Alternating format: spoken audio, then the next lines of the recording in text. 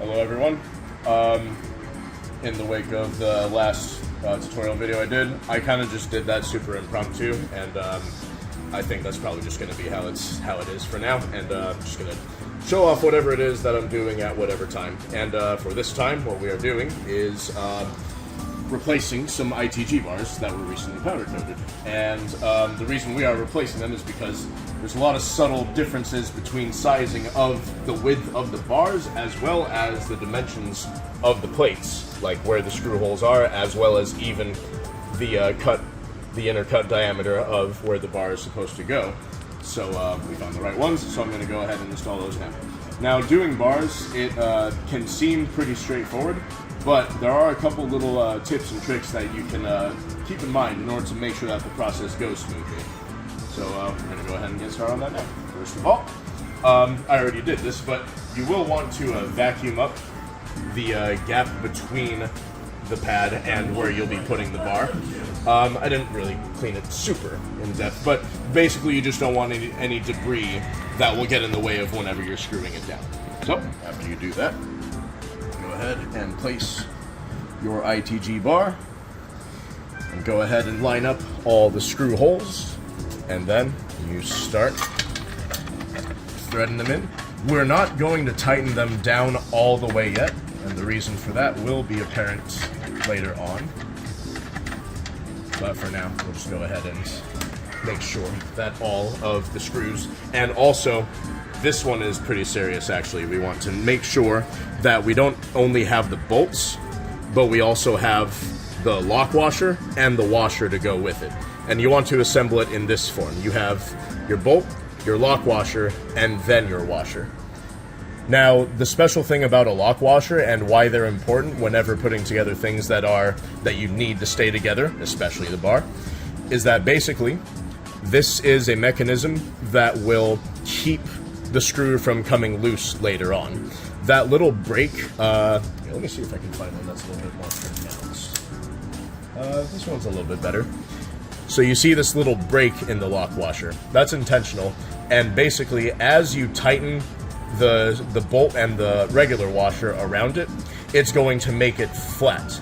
But the lock washer itself is going to want to force itself back, and that forcing itself back will create pressure between the bolt and the washer, and basically apply a lot of friction that will keep the bolt from rotating after you put it in.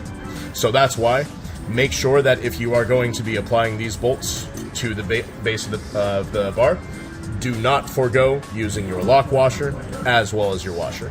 And the washer is basically just for making sure that, just for padding out the pressure across the metal that it's holding down. And so, when we do put our bolts in, make sure you have the bolt, put the lock washer, and then the washer, and now you're ready to go ahead and place the bolt in. And we'll go ahead and continue to do this for the rest of the fasteners. Fastener is a general term for anything that holds stuff together in a machine. So, screws, nuts, bolts, that kind of thing.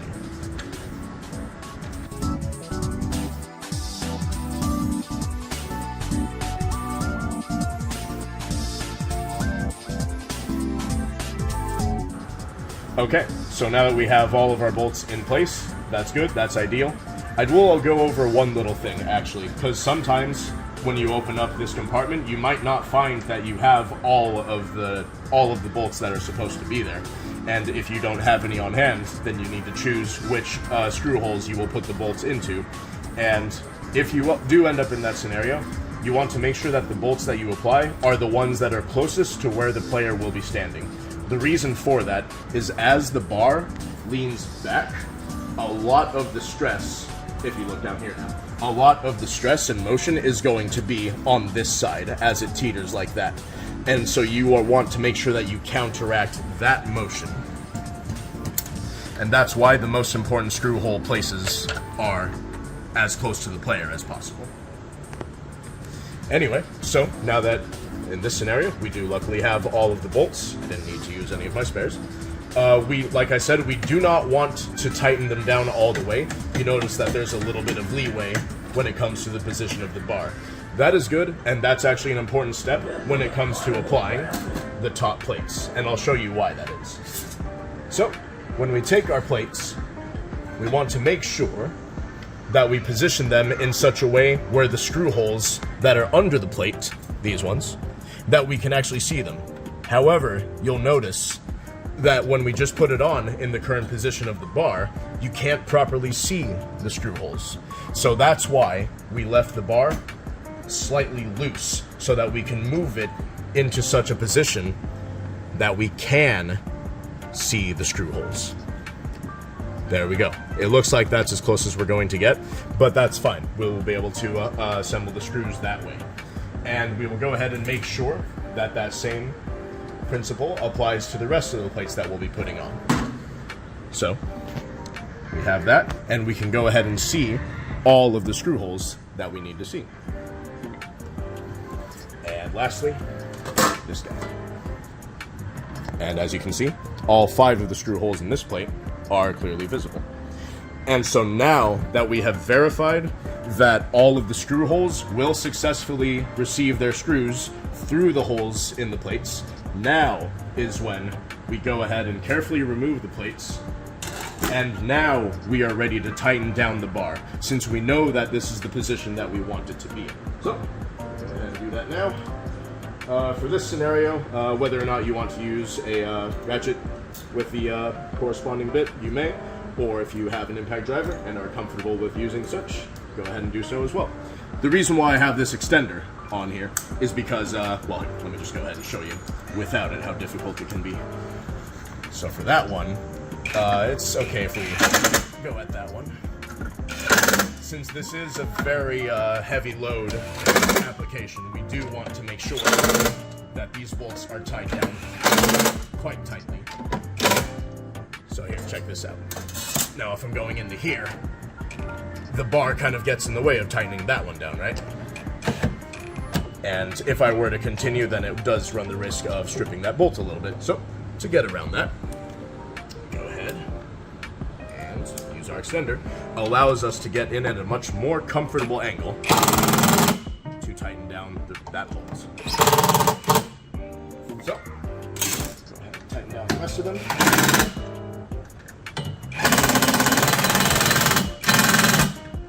What torque setting are you using? For this one, well, here, I'm using the lowest torque setting on it, but this one is actually subjective to the tool that I'm using. A lot of drivers, some of them don't have a setting at all, and it will just be the throttle of how much you're pulling the trigger.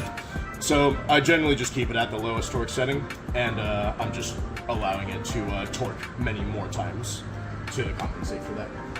So yeah. Anyway, now that the bar is firmly in its correct position, we can go ahead and proceed to the final stage, which is applying the screws to the plates. If you end up, if you are in a scenario in which a machine will be assembled and dismantled, perhaps it's being used at a show multiple times and you do have to take off the bar frequently, it's in your best interest to use shorter screws. Not longer screws, because the longer the screw, the more time it takes to assemble it and dismantle it, which, if you're in a con setting, you need to set that shit up really fast. So make sure that for this, you are using short screws. And we'll go ahead and apply our screws. Now, you brought up the good question of what torque setting am I using. Now, for these M4 by M4X 0.7 screws, this is a very small type of screw, so you need to be very controlled if you do choose to use an impact driver on this type of screw.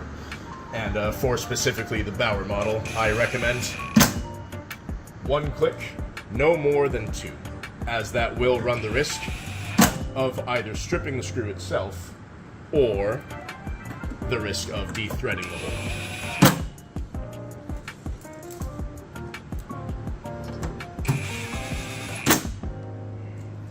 So now, normally, if you forego the process of positioning the bar in its proper place, let's say that you're screwing down some of the screws, you'll eventually find out some screws may not want to fit through the bar plate, and you may end up needing to start over, move the bar, and then redo it again. Here's another little principle of fastening down really any mechanical piece. If you've changed a tire, you may have heard about this before, but you want to start by putting the screws farthest away from each other in certain scenarios, and you also don't want to tighten all of them. You don't want to tighten them down as you go. You want to tighten them after you make sure that all of them get started, and the reason why we will go over in a second. In fact, here, I'll go ahead and just show you now. So if I tighten my screw as I'm going,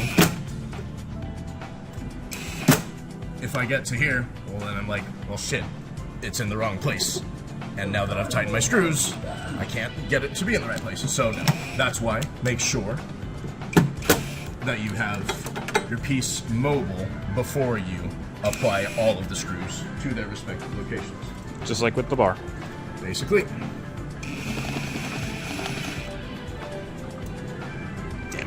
Alright, well, it actually looks like this one is still, unfortunately, in a bad place, in a bad position, but we did move the bar as far this way as we could to get the majority of them visible. However, you know what, I was thinking about cutting it off right here, but no, we'll go ahead and use this as an example too. For this plate, okay, in all the bar plates that I've done, for whatever reason, this outer edge piece is the one that has the most trouble with getting these guys to line up. However, honestly, if you have to forgo like maybe one or two of these guys, that's fine. So long as you have this guy, and this guy, that will form a steady enough triangle that will hold this plane down. So, basically all I'm saying is that fuck that piece. So, go ahead, tighten these guys down. Oh, actually here, before I even do that, another principle to keep in mind is, well actually here.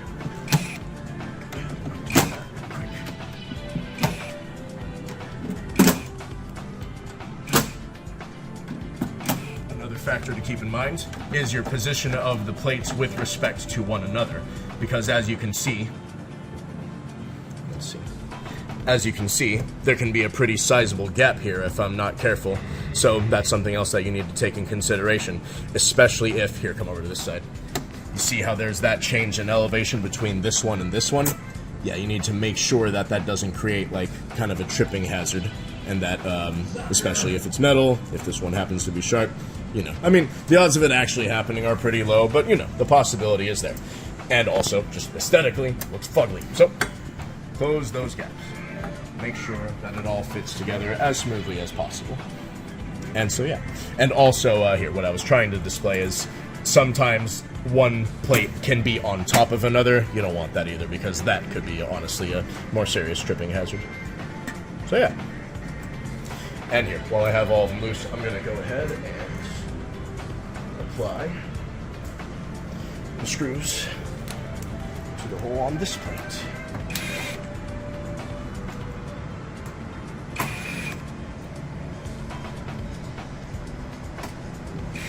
Again, not tightening them all the way, just getting them into their positions.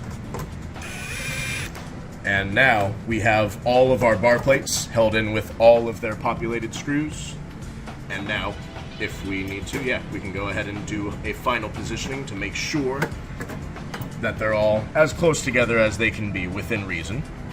And looks like that's it. And now that we have them in their proper places, we'll go ahead, hold it down so it doesn't move away from the desired position, and then go ahead and screw them down.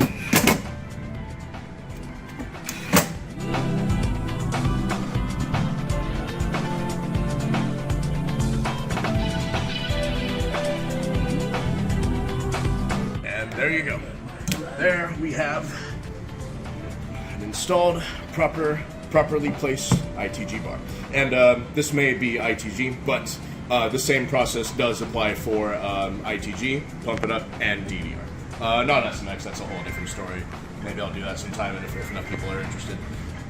One really quick thing that I want to mention, in the discussion of using the ratchet versus the impact driver, one thing that I have found is that a lot of impact drivers, they won't be able to remove the bar bolts at first. So for that purpose, that's when you want to have the ratchet, because by that way you'll be able to apply as much force as is needed in order to remove these bolts. A lot of times these bar bolts, they can be rusted in place, so that's why you need to have a tool that can apply a more concentrated and consistent force that maybe the clicks of the impact driver will not provide. And if this alone isn't enough to get the bolt out, you can use this penetrant, which will actually corrode off the rust and allow you to get the bolt loose and able to be removed. So yeah, that's why regardless of if you do or do not use the impact driver, you should still have a ratchet like this with the extension as well, so that it can get into this tight space so that you can remove the bolts. Okay, so it just so happens that I have the opportunity to install some DDR bars, so I'm going to go over a very small piece of trivia on these as well that's good to know when assembling DDR bars. The process that I outlined when doing those ITG bars does pretty much, it is pretty much the same, but there's one small piece of trivia to know when doing DDR. Because with this one, because DDR bars, they are symmetrical, this way, it can go that way or that way, it is hard to tell which way it should go, but there is a right and wrong way. And the secret is, if you look at this part right here, you'll notice that there are 4 holes in this side of the bar, and on the other side, there are only 2. That is because, if you go down to here, you'll see right here, there are these 2 bolt holes, but there's also these 2 screws that protrude in between them. You'll notice that on this side, that is not the case. There is just the 2 holes and nothing in between. So that's why, when you put in the DDR bar, you want to make sure that the side with the 4 holes is as such, and that these holes outline where these other screws protrude up. These are the screws that actually hold in the wheel that's under here, so that's why that's important. The reason why it's possible to make this mistake, unfortunately, is because, like I mentioned, DDR bars are not only symmetrical this way, they're also symmetrical this way. So I'm going to show you what happens and what it's like if you do end up putting it in backwards. Because the thing is that the bar, it will still fit in with the bar plates. As you can see here, these screw holes, they do line up successfully. So yeah, and you will notice that these screw holes do line up successfully as well. However, you will notice that there is quite a bit of gap between the plate and the base of the pad. So you can kind of do that. And so that's what will happen, and it'll kind of make the bar a little uneven. But when you put it in correctly,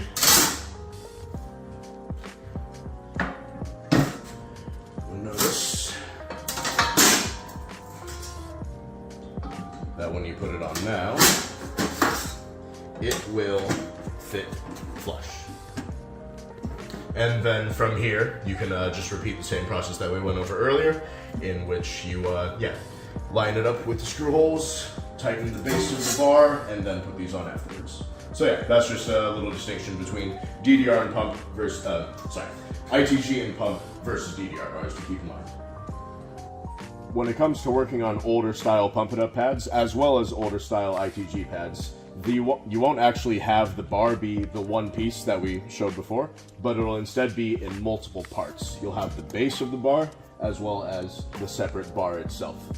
And a lot of the principles that we explained before still apply to this when it comes to lining up the position of everything before tightening the screws all the way.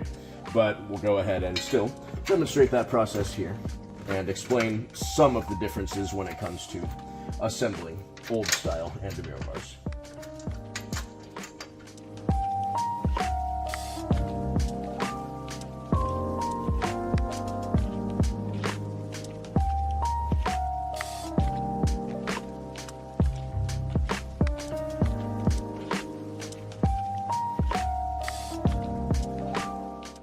So we have gone ahead and placed the bar base inside the pad, and we have placed our screws in their positions, but they are not tight yet because we need to make sure, like before, that we have this in its correct position before we bolt it down all the way.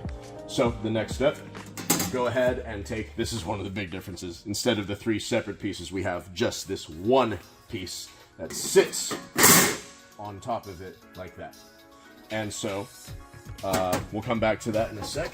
Now is the time we go ahead and get the separate bar itself as well. Sometimes you can get one side in and then you'll have to kind of like bend the other side to get it over, and then you go ahead and slide it in. Now, as you saw, it didn't go in at first because the plate was in the way. So that's the aspect of lining up when it comes to this configuration of bar. The bar itself needs to have room in the sockets of the plate, and the plate now we need to make sure is in the ideal position where we can see all of our screw holes like we discussed before, so that we can successfully screw it in. So it looks like I need to move this a bit to the left in order to get these screw holes lined up. But those ones are good, and these ones are good too. So now, this is the hard part about doing this, is now that we know that everything is lined up, we gotta kind of just hope that when we pull off the bar that the base will stay in place. I did screw down the bolts kind of tightly, so they should hold. But here, so we pull off.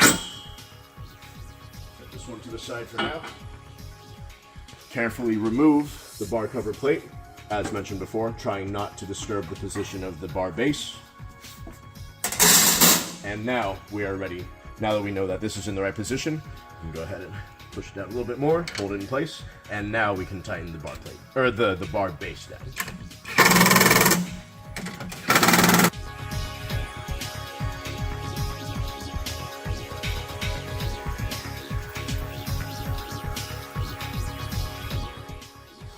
Now that we have our base successfully bolted down to the pad, we are able to go ahead and install the remaining pieces, the single bar plate cover, and the bar itself.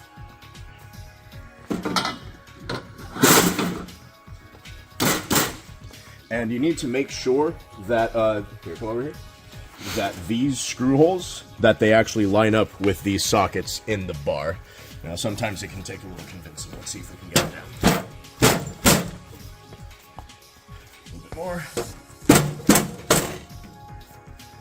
There we go. So now we have it lined up. We are ready to go ahead and, well, here, for starters, let's go ahead and put in the screws for the bar plate itself. For this specific case, you'll notice that some of the screw holes here do not line up, but as per instructions from the client, that's fine. So I'm going to go ahead and leave that way.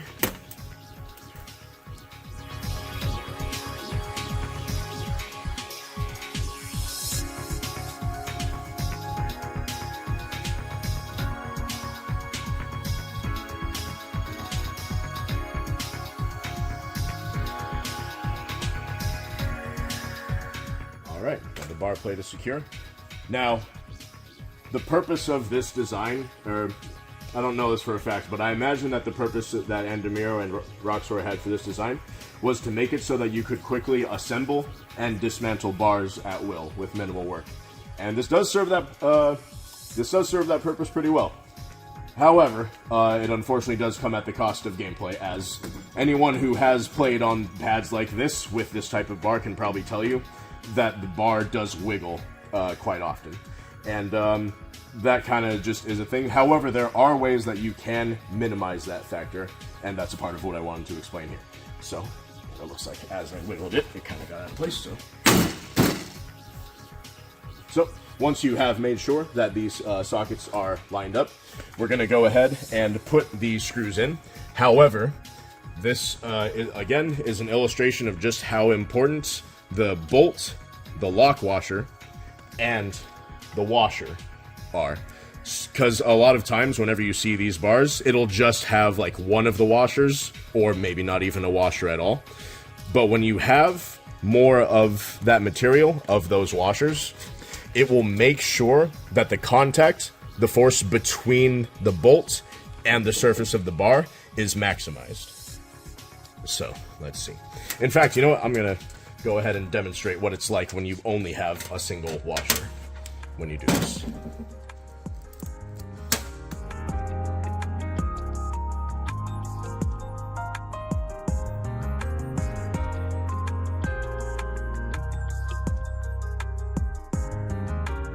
So now that we only have a single washer between the bolt and the bar, it's kind of steady.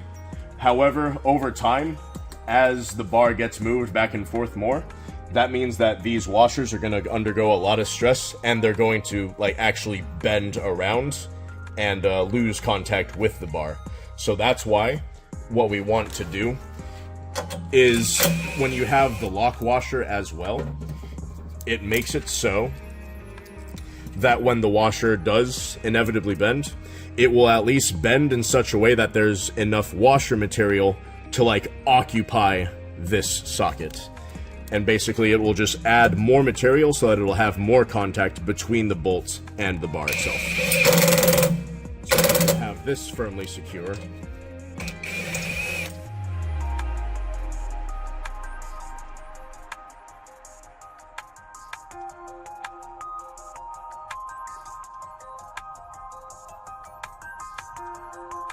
So when you have your bolts with the washers and lock washers, then that adds more security to the bar positioning, and it occupies more of that space and maximizes the contact between the bolt and the bar. And basically that contact and that pressure is what allows the bar to be as sturdy as it possibly can be.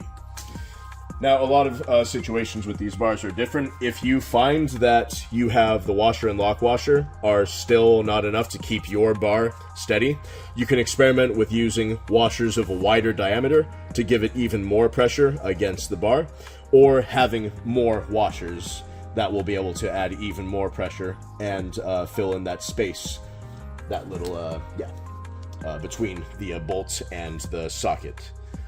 So yeah. Anyway, that's just a little special scenario when it comes to old Pump It Up and ITG bars that I wanted to go over. That's how I approach it. So yeah. Alright, since we've got DDR, pump, and ITG bars all covered, we may as well finish it off with the last major one, and that is SMX bars. Now, this one is arguably the most efficient when it comes to bar design. As you can see, the assembly is as simple as that. You simply have these pegs that go into slots, and then, well, here, the way that they're assembled though, you'll notice that in the bottom of the slots, you have these screw holes, and those screw holes are occupied by these humongous bolts. And you notice that the SMX will come with the washer and lock washer, as I've explained before in the other bars. So we'll go ahead and demonstrate that. Pretty much just go ahead, slide it in, and then you can see here, let's see, yep, you pretty much go ahead and you just line it up and get those two big humongous screws into place, and then keep on going until it gets to the top. And it is as simple as that. Although, once they do get to the top, then we're gonna have to go ahead and use a wrench to tighten it all the way.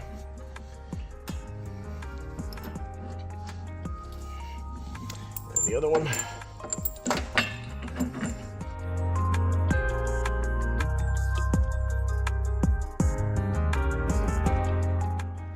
Alright, I went ahead and tilted the pad for this so you can get a better view of the bottom of the pad where the bolt goes into the bar. And you're going to need a pretty sizable wrench when you do this one. I had a common wrench that I was using for the majority of my works, but I found out that I needed a much bigger wrench. So, precisely, you will need, luckily this wrench is marked, so you will need a wrench that is, I don't know if the markings will clearly show up. Oh, there you go. So about 36 millimeters, or, let's see, can you see it there? About 1 and, you know what? Screw it. 36 millimeters. Screw the Imperial system. Anyway, so you want to make sure that you just tighten it up as much as you can, because if you've played SMX, or tried to, at some pretty popular arcades, you will probably have noticed that their bars are pretty wobbly, and that is because these bolts are not tightened as much as they should be. And you pretty much want to go as hard as you can until you can't anymore. As since this is a pretty big bolt, the threads are also a lot stronger, so it can take the stress of the average technician. So try to put as much of your strength into it. And the nice thing is that if you find that you didn't put enough strength into it, you can very, very easily just tighten it by taking your wrench to it. Even when the pad is flipped in its proper orientation, you can easily still reach your wrench into the bolt, or onto the bolt, and tighten it. And yeah, SMX is as simple as that. Alright, now that we have established and installed our ITG bars, I am going to go ahead and install the type of grip tape that I use when it comes to dance gaming. And so this, I have told some people about this tape before. This one does have its pros as well as its cons, and let's see if I can remember them off the top of my head. But the pros for this one is that, one, it's very easy to install, as you will see momentarily. It's not as grippy as like tennis grip tape or other types of flex tape that you may see people use for their bars. But the thing is that those grip tapes, how long do those ones last? From my experience and from seeing other people's setups, they last maybe a couple weeks or maybe a month or two at best. But this stuff, actually here, you know, come with me for a second. The grip tape that I've put, this same one on these bars, has literally been here for almost 2 years. And I've had to do minimal repair to keep them up to shape. And that's another big plus about this tape, is that you can actually apply case-by-case spot repairs. If some of it gets torn, you don't need to completely unwrap it and then reapply a new set. You can go ahead and apply spot repairs, which I'll probably show in this process as well. Other pros. This stuff, one roll can apply to many, many bars. I haven't actually taken the time to calculate just how many, but if I had to guess, one of these rolls could probably apply to at least 8 of any given dance game bar. One of the serious cons, though, is the price. This one roll, if you buy them, you can only buy them in batches of 3 from Uline. I'll give a link in the description. And if you buy them at the relatively best price, this one roll costs 26 bucks. So that's one of the major cons. But you'll see that for businesses, it can definitely be a strong contender for the best grip tape that you want on your bars. So that being the case with the price point and the quantity, it would be best, if you are interested in this, to communicate with other dance game enthusiasts, or even better, dance game owners, so that they can get the most bang for their buck. And you guys can probably chip in with affording it, as well as yeah, just justifying the purchase of that much money. I myself, I go through this stuff all the time just due to the quantity of dance games that I work on, so I have to make these purchases all the time. And I've even sold some to people just to offset the cost of getting them batches. Anyway, that was a lot of preface, but we'll go ahead to installing it now, which, as you'll see, is going to not take very long at all. So you start by applying it in principle, and then try to keep I can't really quantify the tension, but you want to keep it tight enough to the point where when you are rolling it around, you see that it is a smooth surface, that there are no wrinkles in it. And then you go ahead and just apply it in this spiral motion. Going up on the curve is kind of the most tedious part, and that stuff comes with practice. But this same principle applies for all bars, because they'll all have a curve at some point or another. But as you apply it, you make sure that you have a good portion of it overlapping the last portion that you rolled around it. And it looks like I unfortunately had a little bit of a fold there. No big deal. Just backtrack a little bit. You can use your thumb or fingers to convince it to roll on smoothly. And there we go. It's all smoothly. And we'll go ahead and just continue with this process. Gently going around the curve. You kind of have to compensate, so like as you go around, you have more distance in between each passing than you do from the inside. Hope that makes sense. But yeah. once again, continuing to roll around, and now that the curve is over, cool. The hard part is over. Make sure, yep, still smooth.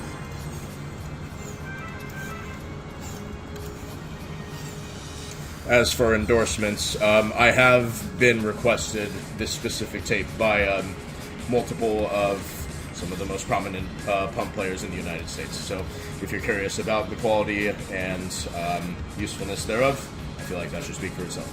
Now, one thing about applying this tape, also, so to finish it off, just cut it and fold it down. That's it. Simple as that. One general thing about using any grip tape that I want to go over is you notice that I started from the edge of the bar and worked my way up to the center. Now, the reason why we do this is basically for conventional singles play, whenever you're holding the bar, your weight is going to want to shift down, right? And so you'll notice that as your hand slips down, it kind of goes over the grain of the tape, not up against the edges of the tape. That might be a little bit hard to explain, but if you ever apply this on your own, you'll be able to understand the difference. Basically, if you're your hand's going this way, it's gonna go up against the sharper edge of the tape, rather than when it's going this way, it won't get that rough feeling of going against. It'll glide over. Pretty much. Sure. So rather than get like caught up in weird, and it can affect the tape as well. So when it comes to doubles, unfortunately, that's just kind of something that you have to deal with. But for singles, it works very well. So you don't want to start from the middle and go out. You start from the out and go in. You can start as low as you want, really, but just keep in mind of where people's hands will conventionally be. Like, no one's going to hold the bar down here, so you don't need to apply the tape down there. I like to loop it down a little bit just to cover that edge of the tape. I wonder if you can see that. So yeah, I don't want to see that last corner of the tape, so I go down a little bit to cover that, and then I start making my way up in the helical application.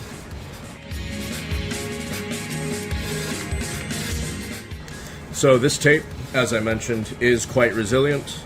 The only thing that will definitely pierce it and cause some scuffs are if someone is wearing like metal jewelry, and if they push too hard on it, it can cause some punctures of the tape. But as I mentioned before, doing repairs for such situations is quite simple. But yeah, really the main pro of this tape that I went over and demonstrating with the other bars that have been in this arcade for well, this arcade has been open for 2 years. But, yeah, the tape has been there for almost just as long. Anyway, so we'll finish this one off real quick. And there you go. So now, let's say the tape does end up getting scuffed if someone has a piece of metal on their hands or whatever. This usually happens at cons a lot as well because of cosplays and stuff. So if we do end up with that kind of scuff, what you can do, go ahead and cut around it. If you want to try and be careful not to pierce the powder coating of your bar, you can take as much care as you want, but the point is, at the very least, you just want to remove the damaged and fraying tape. Try to get, as much as possible, try to get a flat surface. Get both my hands for that. There you go.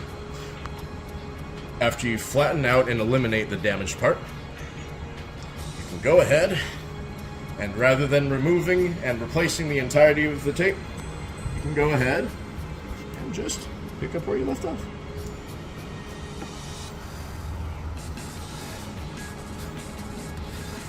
Making sure to once again go from the outer towards the center.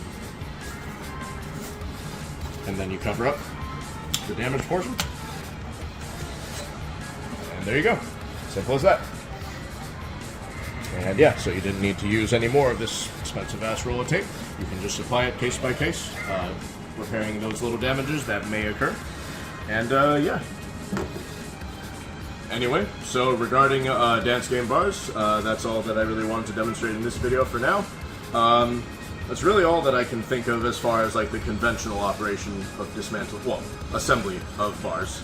I guess maybe in a future video we could go over the hell that is welding bars if they get damaged, unfortunately, but for now I feel like this will apply to most dance game operators. So yeah, if anyone has any questions, please let me know in the comments. If you enjoyed the video, please, I don't really care about liking or subscribing, honestly, but if you do go into my description, you'll see a link to a coffee. If you like what I do or want to see more videos, please go ahead and consider donating. And if you do have a type of video that you want to see, any information on dance game hardware, yeah, let me know in the comments and we'll see what we do next. Thank you guys. Later.